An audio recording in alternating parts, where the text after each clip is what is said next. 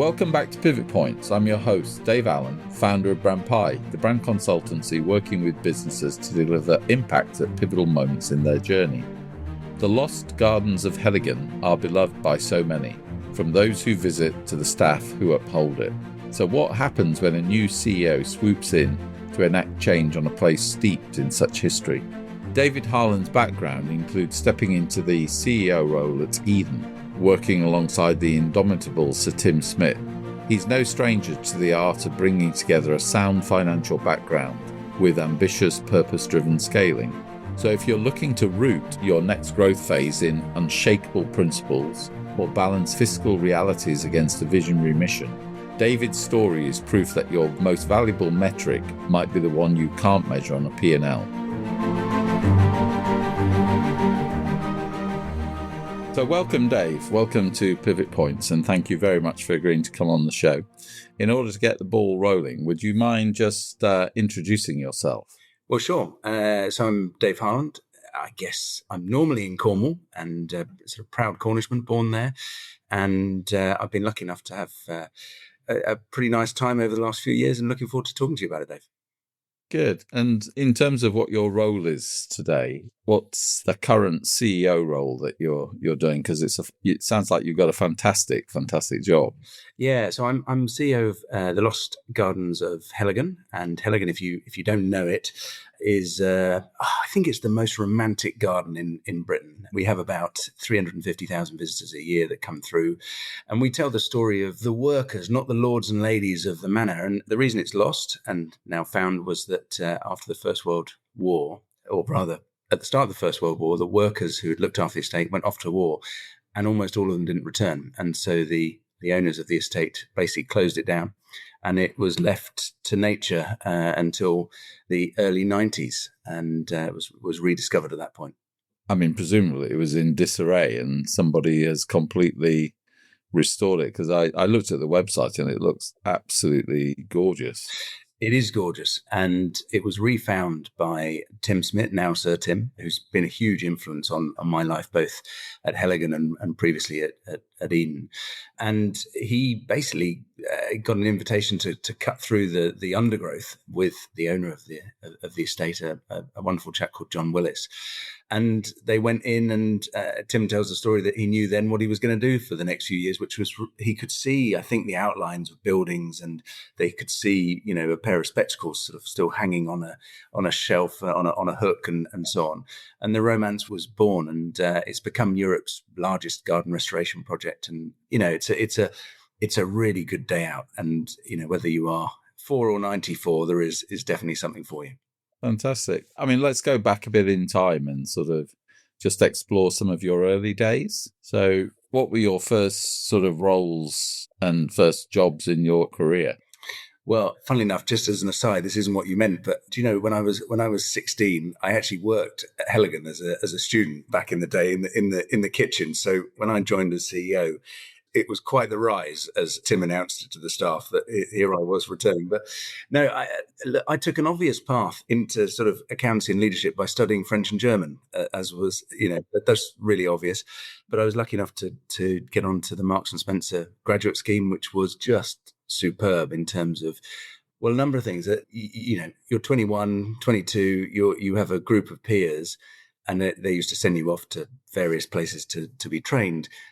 But more importantly, there were a group of people in the stores, and I was store based in Reading, who had seen it all before. And every year for 25 years, they'd had a young graduate who thought they knew a thing or two. And it taught you very, very quickly how to deal with people. And there was a great training. I then, I wanted to use my languages. So I went and worked with the Channel Tunnel and particularly freight down to France and Italy. And if you remember Smirnoff Ice coming in the early days, that used to get shipped on our trains back into the UK. And basically, I'd got myself sort of that I wanted to get qualified. And I had an offer to work in the parent company. So I went and did that, got myself qualified and sort of outgrew that particular company. An opportunity came up at the Priory. And at that stage, the Priory was known as, if you like, the addictions clinic for the rich and famous. But actually, the truth was, he was a really serious psychiatric hospital. Yes, it had some addictions and things like eating disorders, but it had really. I joined at a time when it was growing, and it had become, I think, 16 or 18 hospitals, and then a number of other sort of educational facilities, and I had a great time there, and a different job each year, and sort of moved up the corporate ladder there. So, to be honest, I would have stayed in healthcare very, very happily, because it was about people. It was, yes, I was in finance, but it was about, the decisions that we were taking affected people's lives, and, the type of care that they got. And I'm tremendously grateful to that training and that basis that I got at that time. If I go back to those early Marks and Spencer days, did you go in to take on a specific function like retail or finance, or did they move you around the organization so you could try different parts of it? Yeah. So if I remember rightly, they had three types. You were out in the stores. You were finance, commercial, or human resources people. And I had said I really wanted to do finance. I just always liked numbers, but you got to do a little bit of everything. So if I remember rightly, you spent a couple of months in each department before sort of basing yourself in your preferred team. And that was great, because you just got to try different things. It was at the time, gosh, I'm suddenly feeling old. It was getting to the time of, all of the preparation of the Millennium Bug, and were the systems going to work? When they switched over, it was, this was 98, 99 time. And I had for one of my first lessons at M&S was that I had gone to meet the team just before I started, and I was told this guy was going to be my boss. And I looked at him, and then I thought, I'm just not going to like you. I'm just not going to like you. Anyway, he's still a friend today. And that thing about don't judge a book by a cover. And we all do it, don't we? We get that sort of that instinct. And Jace was his name, still is his name. And he was just the most wonderful mentor and guide. And, through the organization, but also really took my training seriously for me. And that was really kind of him, and something I hope I've tried to pass on. I mean, it must have been a big decision to leave Marks and Spencer as it was back then, because, I mean, it was one of the premier UK firms, probably still is, and leaving Marks and Spencer's, did your parents have a view on that, or? Well, I expect the staff discount had been used. No, the thing was, when you joined M&S, it was literally a job for life, Dave. That was what they were selling. And then for the first time ever, I think in 97, 98, they had made £1 billion profit for the first time. But they had done that at great expense to the sort of core business in a way. And so come 99, I think, they were needing to make cuts. And for the first time, M&S were going through a sort of reorganization, restructure, and people were losing their jobs. And I was never affected. And in fact, I moved to the Camberley store, which was the sort of flagship outside of London. But they wouldn't fund training at that point. And I just felt I could be here in 10 years and this could still happen. And I'd be out on my ear with nothing to fall back on apart from that training. And so I did take that decision that I wanted to go to actually train as an accountant so that I had something to fall back on. And so I turned it. Can I tell you, it's the only time I've ever got a job because of my school. So I went to Penrice. I went to the interview, and I'd been to Penrice School, and the guy in front of me said, St Austell, Cornwall. And I said, yes. And that was obviously on the CV. And then he said, Charlestown Road. And I thought, well, that's strange. I don't think I would have put the address of the school. Top of a big hill, I seem to remember, he said. Anyway, he was 5 years ahead of me. Never known him. And we got on like a house on fire. And that was the bit of luck I needed. And the second bit of luck was that the finance guy was then almost immediately replaced. And this amazing accountant's accountant came in, a chap called Don. And Don was a brilliant accountant. And I had done no technical work at all. And I think without Don, later in my career, I'd got into trouble. But he taught me how to read a balance sheet, how to put things together, and doing everything. And that has stood me in such good store. So I was right at the bottom, but I sort of worked my way up, and with this again, great mentor, great teacher. No, because these mentors are so important in your sort of early life. Do you take that forward into your CEO role now, and you think about how you're going to develop your team? Absolutely. And I think the thing that probably gives me the most pleasure, Dave, in a work context, is seeing a young man or a young woman coming in as an apprentice, or frankly in any position, and then taking the opportunities that are given and seizing that, and then 5 years later going on into management, into whatever it is that they want to do. And I can think of so many young people that I've worked with where you have to take that little bit of a gamble, but they also bring a freshness as well to the office. We've got a work experience, a young woman in, she's 20, for 6 weeks with her. The impact she's having on the team with this drive and this freshness is just wonderful. And seeing that, and she will also remember us and be learning a load of things. And I think she's going to go on to great things. But what a wonderful thing to be able to do that. Yeah. And it's come into my life in a different way, which is I'm also involved in an organization called A Band of Brothers, which is about mentoring young men out of the criminal justice and care systems as well, which is entirely volunteering and helping those that haven't had opportunities as well. So it's something I feel quite passionately about. Mm. I mean, was there a point in your life where you thought, I'm going to be a leader? Or have you just sort of ended up as a leader? Some of the CEOs I've talked to talk about being an accidental CEO. 2 or 3 of them have used that phrase because suddenly they found themselves in the position of CEO and the hot seat. Did you ever have a desire to run something, or have you just got there through merit and building respect and trust with people? I guess there's a bit of both. I mean, I bought my family firm in my 20s from my father, so I obviously had something within me that said that I wanted to do that. When I left university and I was in with those first jobs, there was always something that you had to be partner, didn't you? If you were in an accountancy firm or a legal firm, by the time you were 30, you had to be finance director. All of this sort of, to be honest, slight nonsense, and in order to have made it, in inverted commas. And I can remember having that sense. It's quite un-British to admit it, isn't it? In a way. Yeah. But you can only do that if you can take people with you. And I'm certainly not someone that wants to do it at any cost. And I don't know if it's Oscar Wilde or Churchill, the quote about being authentic, be yourself, everyone else is taken, I think is one which I know people say about me, because I think people respect those that have got their backs, if you like, and that when the chips are down, it's worth saying the chips are down. So, and Dave, if I then look at the career I've had, there comes a point where, I made a switch out of finance in effect into more general management. But the switch I never realized that I was making was into understanding the power of sort of business development and sales and the ability to tell a story around that. And I think galvanizing people was something that came at that point, which is part of leadership, obviously. So that's a rambling answer. And I think it's a yes, no, but maybe if. I mean, that pivot you talk about, moving out of finance into general management, what made you think of doing that?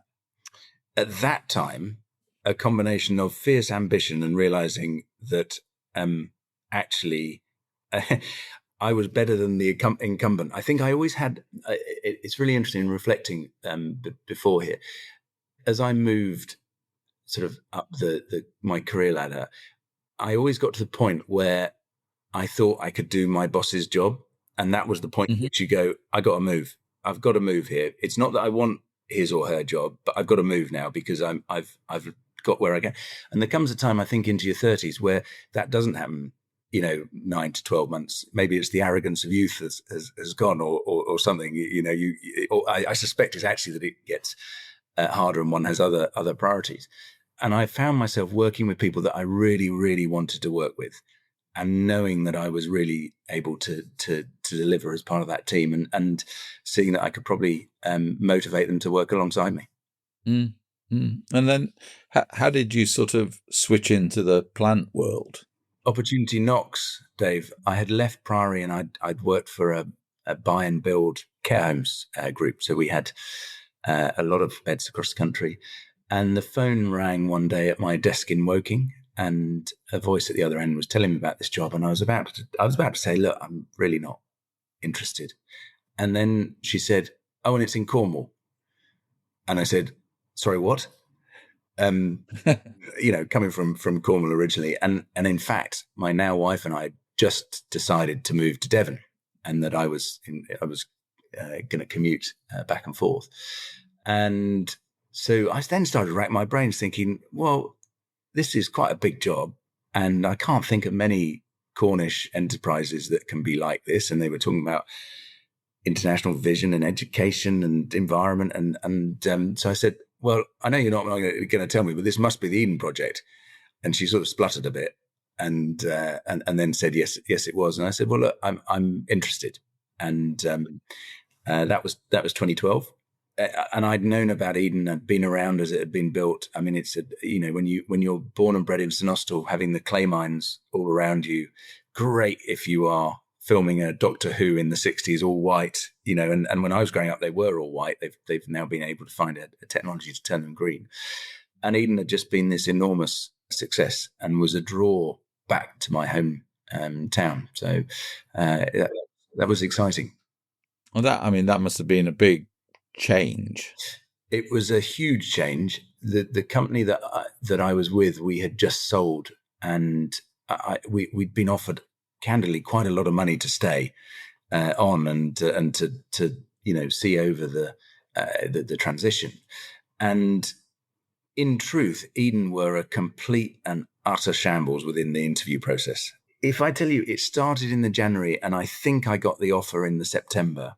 And in between, there were months on end where the agent would say, I literally have nothing to say to you, except they really like you and just stick with it.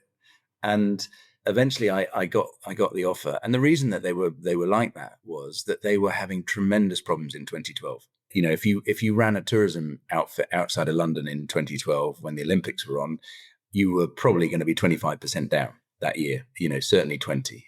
And so and they'd recruited me on this growth ticket, Dave, of doing things internationally and, growing an education piece and so on. And I went to see them before I joined in the November at a board meeting. And I made a joke, actually. I said, oh, you're still here then? Because I'd heard, that it wasn't all easy and wasn't all roses. And there was a nervous laugh, and they sort of pushed a piece of paper across, which was the balance sheet. And at that point, I should have run away. I should have run away and because it was dire. But for reasons that I still don't. I remember my wife saying, we wrote these lists, pros and cons lists, as you do. And I said, I just got to do it. I just think it's the right thing, and I think I can help. And by good fortune, I'd done a couple of turnarounds, in terms of knowing the levers to pull with a turnaround. So I got involved, and I've been so glad that I followed instinct that time and did, because it's been a great ride. And now the Eden Project is world famous.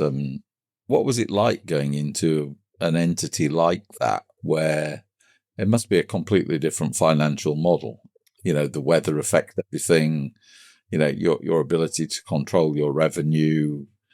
How do you approach sort of managing something where one day you might get full and the next day there's nobody there because it's raining? Well, and you got to remember, we're talking 2012, 2013 here, and the world was different then. Technology was different. We hadn't had the pandemic where we were all used to timed ticketing, and the thought that you were going to restrict the number of people that were coming in on those busy days wouldn't have even crossed our minds. So because we'd have been so scared about losing the revenue. Yeah.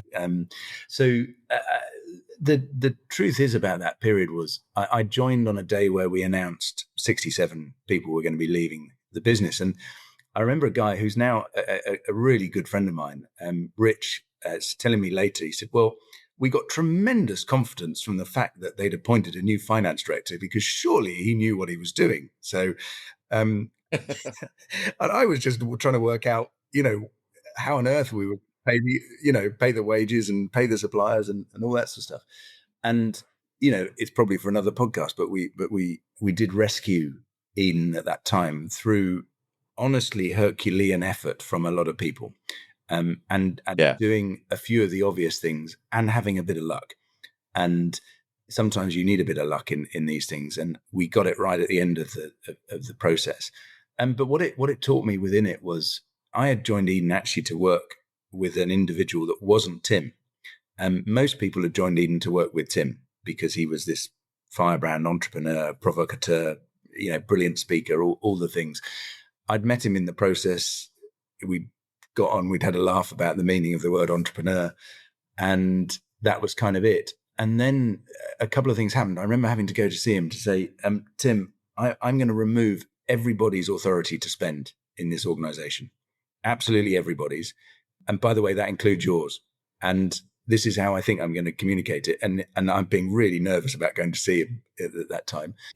And him going, yeah, you've got to do that.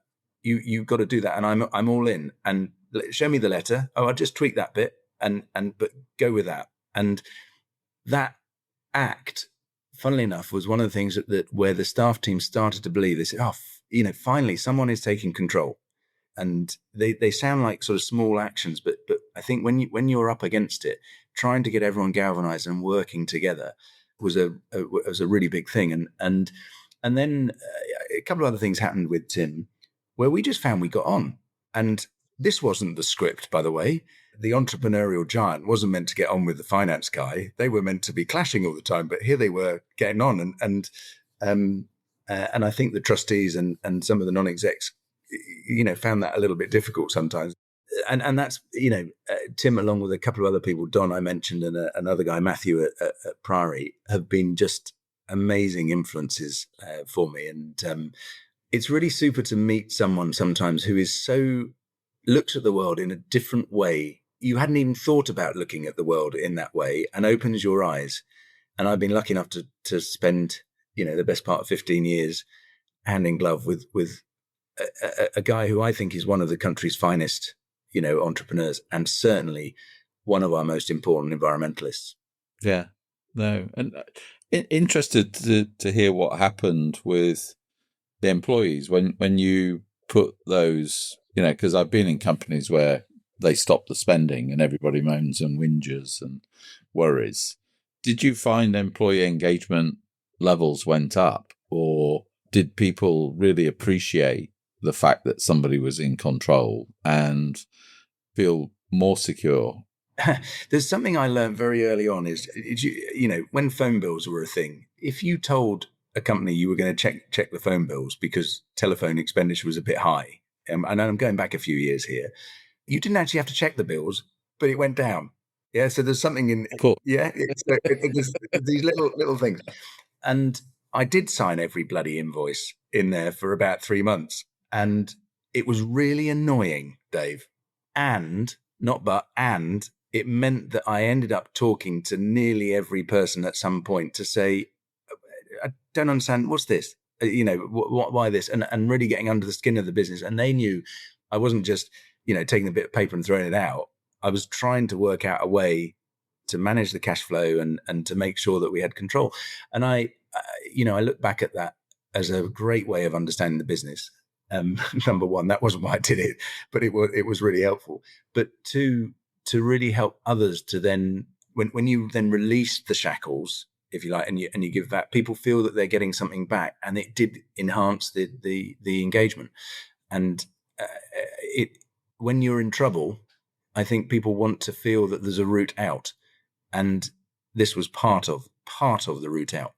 And when we got to 20, we used to do an annual staff gathering at Eden. I think they still do, and they're always in January or February.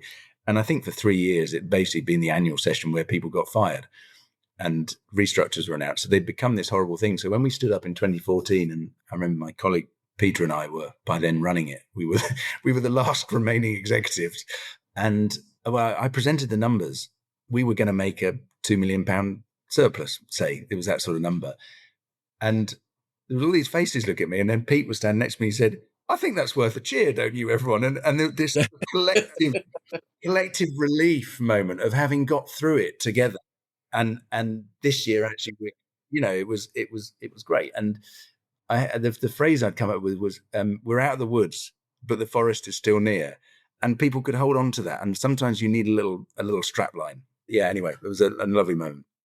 And then next pivot, Royal Botanic Gardens. Yeah, there's probably a pivot between that and Eden, actually, which was that I had decided that part of the way to make sure that Eden never got into trouble again was that we invested into things like education, licensing, and accommodation on site. But we also decided we would follow up on some other projects around the world.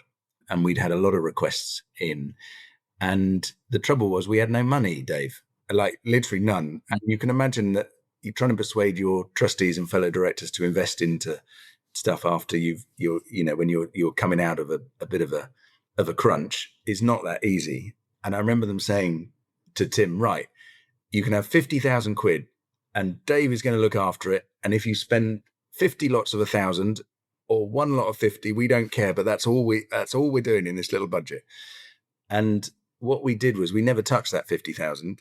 We just said to people that if they were interested in working with us, and we knew we had a brand and we knew we had a business plan that worked.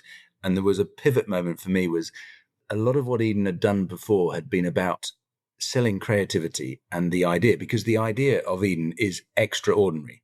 To stand on the edge of a clay pit and say, do you know what? I'm going to put in a rainforest down in the biggest plant conservative, biggest biome ever made. It's extraordinary. And yet it's not the idea that's the thing that has excited governments and investors around the world. It is that there's a business plan that generates economic and social and environmental good. And I think Eden had always tried in its first 10 years to sell the creativity, but there's lots of people that do creativity.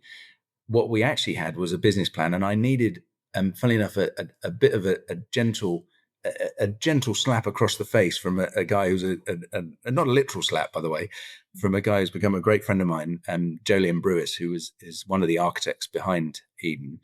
And he said to me, stop it with this creativity. It's a business plan. And of course, we'd been kind of re-maneuvering our business plan, but he was absolutely right. And as soon as we switched to that, we then got opportunities in Dubai. There's now an Eden in Qingdao. I was there a couple of months ago, and there are Eden type copies. So Singapore has Gardens by the Bay. There's a new Oman Botanic Garden going to be opening at some point. Anyway, so we went on that journey. We also got Eden project in Morecambe funded up in the UK. Then a moment came where new opportunities arose. And so I went across to the Royal Botanic Gardens in Victoria, which is probably the most important botanic garden in the Southern Hemisphere. I'll probably get into trouble for saying that, but it is. Never mind. And the plan was to move to Australia and to do something a bit different. Then my wife became unwell, and I got home at the Christmas that year, and she said, "I'm just not coming to Australia in 2024." And it wasn't an act of war. It was one of those moments where I said, well, I better come home then. And I'd stayed on the board at Heligan and continued to work with Tim. And we said, okay, there's probably something here that let's look at what we can do with Heligan, which he and his family own, as opposed to Eden being a trust. So that's where you find me now. Yeah. And how have you taken to the CEO role? Well, it's very interesting in a place that you know and that is so loved by a lot of people, including a lot of the staff. And this sort of sense of, I'm not sure Eden had a bit of this as well, is that there's a phrase that gets sort of said is, well, that's not Eden. That's not the Heligan way. That's not what that often is cover for I don't like change. Thanks very much. And you've got to learn quite quickly to discern between I don't like change or I'm actually just fundamentally disagreeing with you. I think you're wrong. So those two things are quite different. And I think what we have at Heligan is a bit of a sleeping giant. Yes, it's a beautifully romantic place. It's got, woodlands and productive gardens, but the techniques that we use and the soil that we have has largely been untouched for 300 years. And the old joke about, it takes decades to be an overnight success. And I think there's something of that with Heligan, which is that whereas Eden is front foot, innovative, sustainability, in your face, an icon, a beacon, of those things. What Heligan is quietly doing the biodiversity nature story, if you will, and has been doing it for decades. And that's become very much in vogue, if you will: food security, food safety, growing your own. How do we all feel in nature? So we've been just gently, actually not always gently, we've been moving the team and what we do there. And occasionally get lucky, like we've got Steve Backshaw's Wild Heligan this summer. We've got, he's just so the right person and going to be talking about British wildlife, on stage twice a day.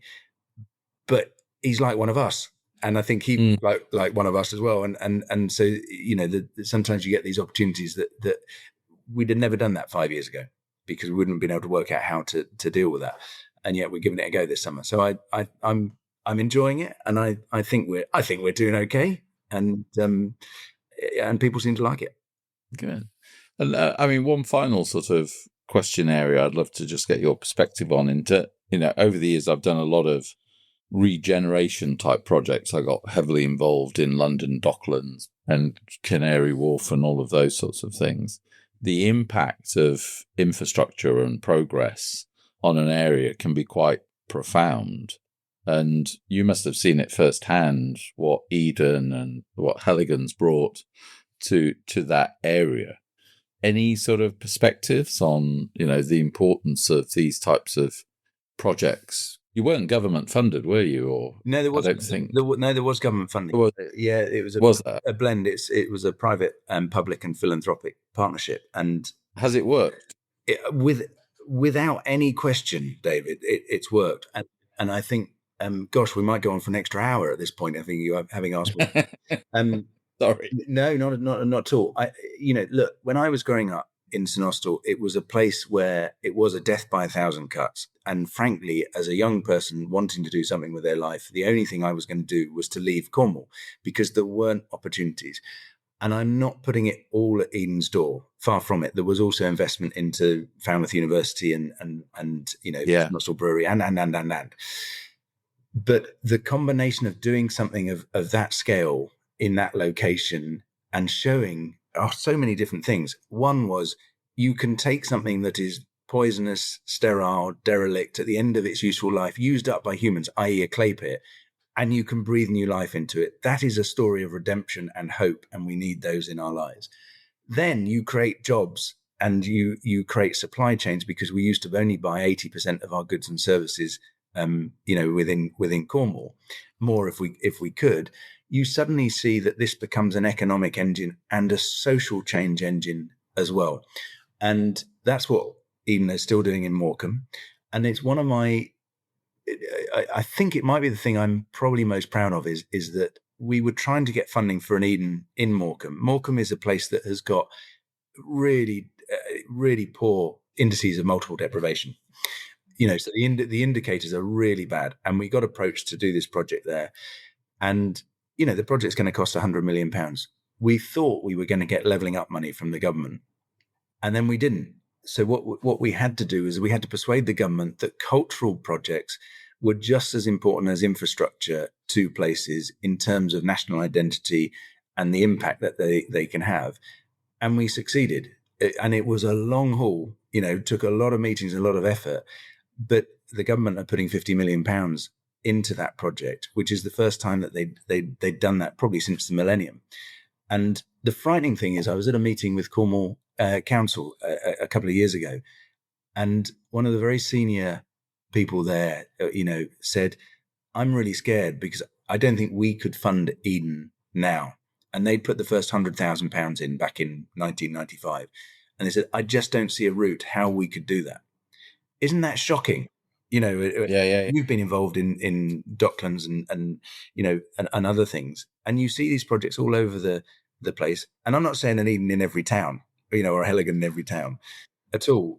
But the idea that these places that have been forgotten, where you can have impact by getting a blend of, yes, some public funding, but leveraging then some private funding and some philanthropy is a great model for this type of thing.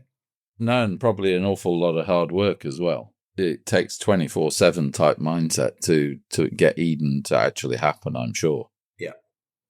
Well, we've come to the end of our time, and we normally end this with a little fun fact. And I know you've done a few crazy things in your life, but you tell me what your fun fact is. I don't. You know, the fun fact that comes to mind is I really hate paying for parking. The fun fact is I think it's genetic, because it's one of the things. Yeah, my father, both of us will happily drive around and spend the fuel money to find free parking rather than pay for parking. And it's one of those things. I suspect as a landowner, I would not say it, but I think it just feels like a miserable thing to have to do. And as I say, that would be my fun fact for today. That's a great fun fact. I love it. Thank you ever so much, Dave, for coming on Pivot Points. It's been an absolute pleasure to talk to you, and carry on doing the fantastic work that you're doing. Please, please, please. Great. Thanks, Dave. Real pleasure as well. Thank you so much for listening to this episode of Pivot Points. If you enjoyed this episode, you can find more fascinating conversations with industry leaders in our previous episodes. You'll find us wherever you get your podcasts. And if you want to know more about Brampai and how we deliver impact in the pivotal moments that matter to you, head over to brampai.com. Thank you for listening, and we'll see you next time.